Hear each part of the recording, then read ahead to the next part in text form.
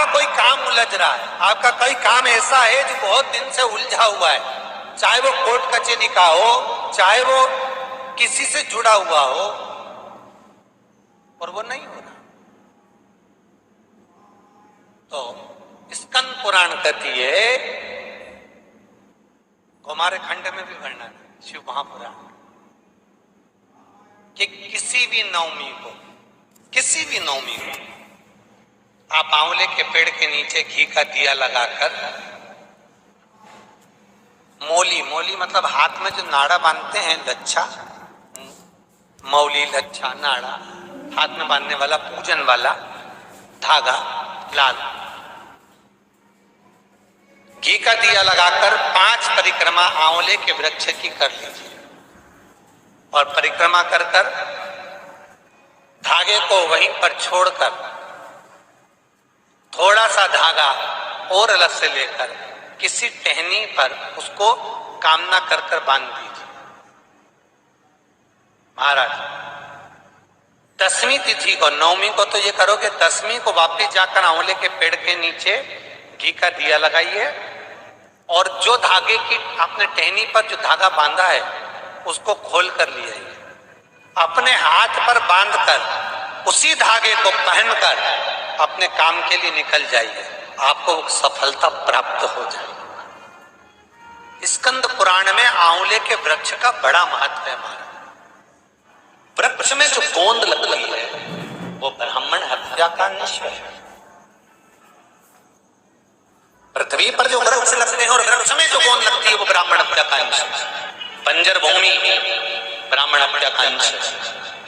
इसलिए हमारे यहाँ शास्त्र कहता है, तुम्हारे बहू का अगर जापा होए, बहू की डिलीवरी होए, बहू को संतान होए, तो खूब घी में गोंद तल तल कर खिलाओ।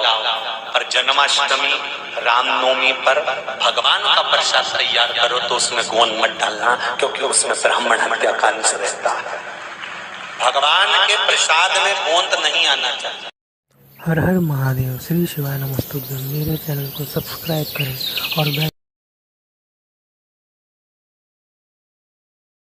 बीमारी डॉक्टर का पीछे ही नहीं छूट रहा हो तो शिव महापुराण, विष्णु पुराण और स्कंद पुराण में जो पुरुषोत्तम कथाओं का वर्णन किया गया है, एक आटे का दिया, उसमें 4 बत्ती, आटे के दिए में 4 बत्ती रखें, तिल्ली का तेल डाल लें, थोड़ा सा उसमें सरसों का तेल डालें।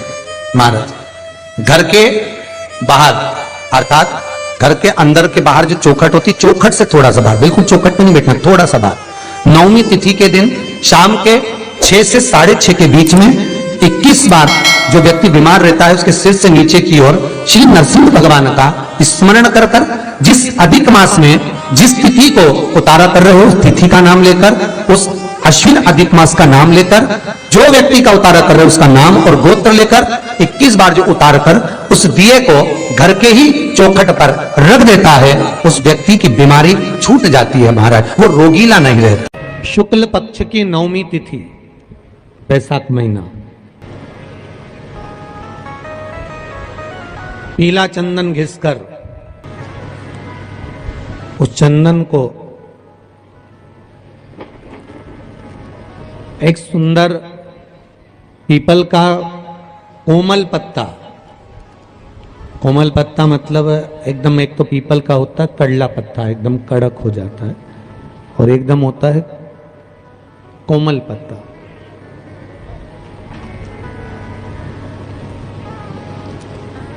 उस पीपल के कोमल पत्ते पर पीला चंदन घिसकर, जो वह चंदन होता है, उस चंदन को घिसकर उस चंदन को उस पत्ते पर रख लें। और महाराज, उस पत्ते को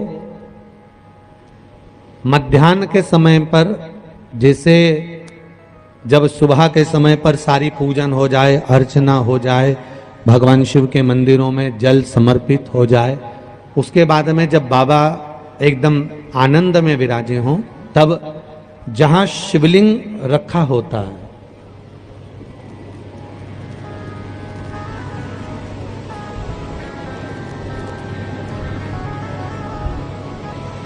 जैसे ये शिवलिंग है और ये कटी भाग जहां शिवलिंग रखा हुआ है, इस कटी भाग पर जहां शिवलिंग रखा है उसके पास में ही 3 उंगलियों से चंदन का लेपन उस कटी भाग पर करना है।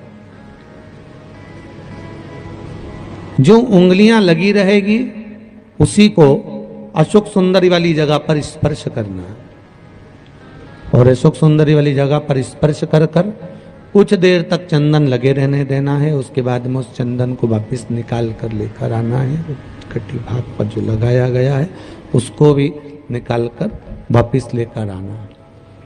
फिर बाबा का स्नान नहीं कराना है, केवल चंदन लेकर आना है, उसी पीपल के पत्ते पर रखकर। एक डिब्बी में उस चंदन को आप रख लीजिए। कुछ दिन जिसकी नेत्र ज्योति कमजोर है, चश्मा लग रहा हो, श्रवण शक्ति कमजोर हो, सुनाई कम दे रहा हो, उसके कंठ से इस ठोड़ी तक उस चंदन का तिलक लगाना प्रारंभ कर दीजिए, और नेत्रों के नीचे थोड़ा सा वो चंदन लगाना प्रारंभ कर दीजिए। लगभग 20 से 22 दिन तक आप उसका प्रयोग करिए, और एक रुद्राक्ष का जल शिव को समर्पित कर कर उस जल का आचमन करना प्रारंभ कर लीजिए। लगभग 22 दिन लगेंगे। धीरे धीरे फिर जाकर डॉक्टर को जांच करा लेना, नेत्र की ज्योति बढ़ना प्रारंभ हो गई है। पर विश्वास के साथ में, भरोसे के साथ में, क्योंकि सबसे मूल अगर कुछ है तो विश्वास मूल है।